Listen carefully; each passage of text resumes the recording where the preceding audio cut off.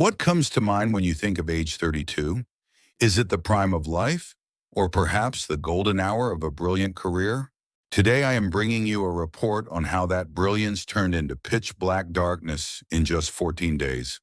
She was a high-flying international lawyer at the nation's top firm, an Ivy League graduate sculpted by yoga and Pilates, the very symbol of perfect self-management.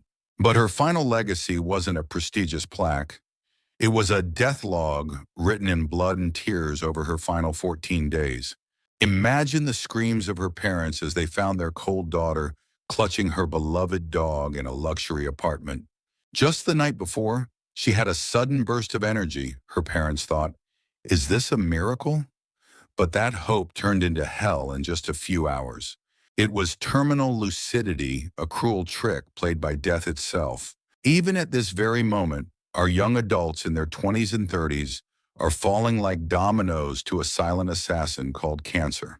This is not a simple matter of bad luck.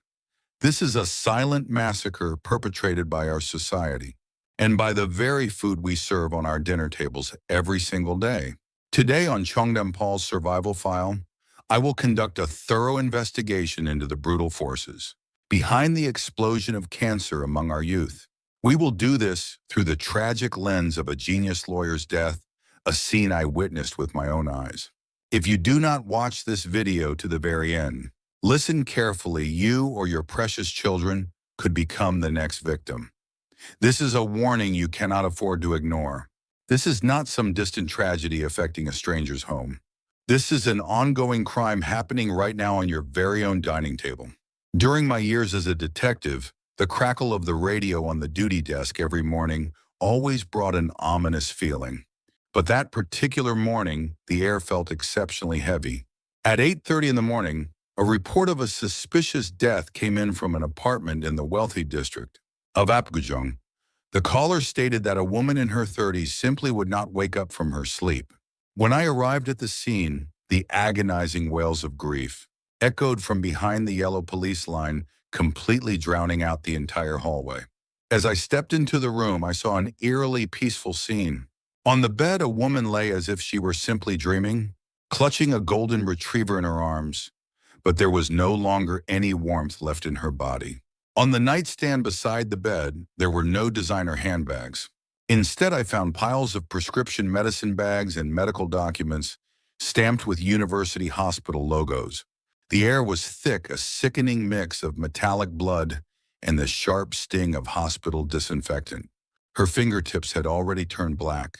You could see how hard she had bitten her lips to endure the agony of chemotherapy.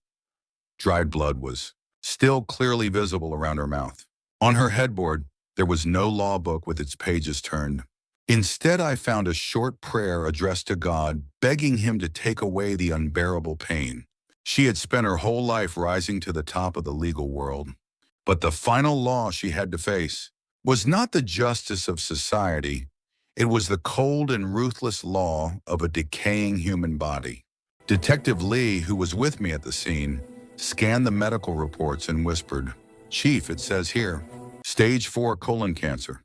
It had already metastasized throughout her entire body. There are even records recommending hospice care long ago. That was when her father, looking completely distraught and broken, locked eyes with me and began to wail in pure agony. The doctors told us to give up, but she didn't want to die in a cold hospital. She just wanted to be at home with her dog, Choco, until the very end. Last night, she suddenly ate a whole bowl of porridge and even smiled at us. We truly thought she was getting better. We believed it was a miracle. This was what we call terminal lucidity. It is a final surge of energy right before the end, a momentary illusion that makes the dying look better. In reality, it was death's final, cruel mercy, brutally crushing the parents' last shred of hope. Our initial investigation found no evidence of foul play. The attending physician confirmed her medical history and agreed to issue the death certificate remotely. Legally, our job was done. My team and I withdrew from the scene. But as a detective, my gut told me this case was far from closed. Before I stepped out of that room, a diary on her desk caught my eye. In it, she had written, a confession that chilled me to the bone. Mom, Dad. I never imagined that those sweet iced energy drinks or those extra spicy takeout bowls were literally melting my intestines. Why did no one tell me that grabbing a quick processed sausage or a microwave meal at work was like planting a ticking time bomb inside my body? Why? Now, let me tell you something that will truly send a chill down your spine. The deceased was not someone who neglected her health. In fact, she was more dedicated to wellness than anyone I knew. She practiced yoga every single morning and spent her weekends at the Pilates studio. Her did everything right, so why? Why did this tragedy still happen to her? But the most chilling twist starts right here. Statistics do not lie. Currently, the rate of cancer diagnosis among people in their 20s and 30s, our young adults, is skyrocketing at an unprecedented pace. In fact, it is the fastest growing age group for cancer cases globally. This is no longer an old person's disease, it is a war on our youth. In fact, the rates of colon cancer among the young are hitting record highs across the globe.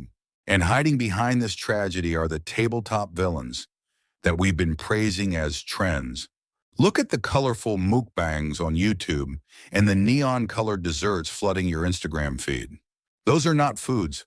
They are addiction scenarios meticulously designed by giant corporations. Sugar-laden drinks that paralyze the brain and aggressive, spicy sauces that dissolve the lining of the gut. They package these toxins under trendy labels like Gen Z favorites and shove them down our children's throats. Listen to me, these corporations do not care about your child's health. They don't care if your son or daughter ends up in a cancer ward. They are only obsessed with today's sales reports and their quarterly profit margins. To them, our children are just numbers on a spreadsheet. Even the deceased use these foods to cope with her intense work stress. Creamy, spicy carbonara pasta, sugar-coated fruits, and those massive 32-ounce iced lemonades. Do you see them as just delicious snacks? Through my eyes, the eyes of a detective, those are not snacks. They are lethal weapons. The high-fructose corn syrup and chemical emulsifiers hidden inside are not just calories. They are active agents that directly attack and dissolve the protective lining of the intestines. They are liquefying our children from the inside out. Did you think to yourself, they're young, they'll digest it? Or they're young, they'll bounce back? No, you are dead wrong. It is because they are young that they are in much greater danger. In a young body, cell division happens at lightning speed. This means once a cancer cell takes root, it doesn't just grow. It explodes. It spreads more aggressively and more extensively than it would in an elderly body. For cancer, a young body is not a shield. It is a high-octane fuel. But it's not just about the food. The constant pressure of comparing their lives to the filtered perfection on social media creates chronic stress. This stress effectively paralyzes the immune police inside our children's bodies. And every night when they sacrifice sleep to scroll through their phones, they are literally handing over the keys to their castle. Deep sleep is when our bodies arrest cancer cells. Skipping it is like leaving the front door wide open and inviting the killer inside. Now, Detective Han from our Survival Investigation Unit will brief you on the rules for survival against these hidden threats. Detective Han, the floor is yours. Hello.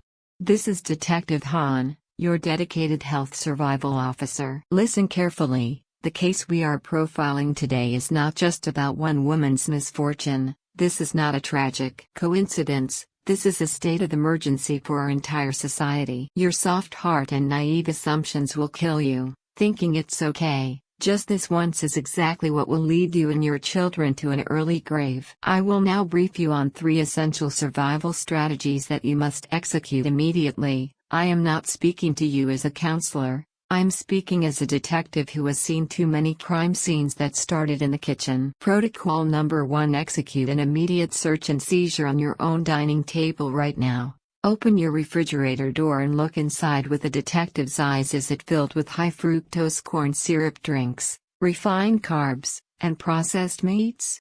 Look closer. Those are not snacks, they are Exhibit A. They are the physical evidence of a crime being committed against your body every single day. Let's look at the deadliest combination sweeping the West right now. It's the spicy challenge trend. Those ultra-processed, extra spicy ramen or takeout bowls paired with massive, Sugar-loaded energy drinks. This is a chemical disaster for the human body. The aggressive spice strips away the gut's protective lining, while the flood of liquid sugar provides the high-octane fuel cancer cells crave. You are not feeding your child, you are building the perfect laboratory to cultivate cancer. Before you ask your child, "What are you doing with your life?" ask them this instead. What did you eat today?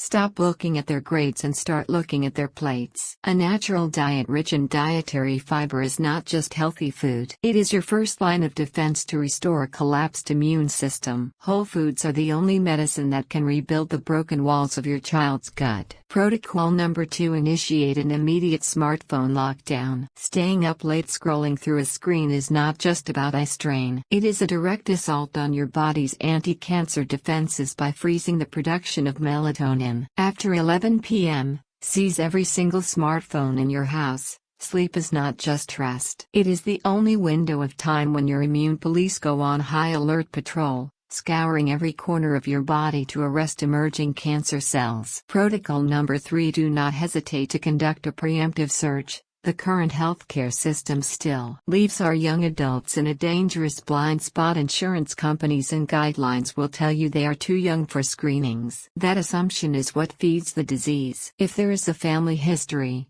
or if your child suffers from unexplained digestive issues, chronic constipation or fatigue, do not wait for the system to approve it. Demand a colonoscopy immediately. Do not let them dismiss your concerns as just stress. Remember this final verdict: when caught early, cancer is a criminal we can arrest and defeat with a 90% success rate. But if you wait until it's their turn for a screening, that criminal turns into an executioner. The choice is yours. The passing of this brilliant 32-year-old attorney is a haunting wake-up call.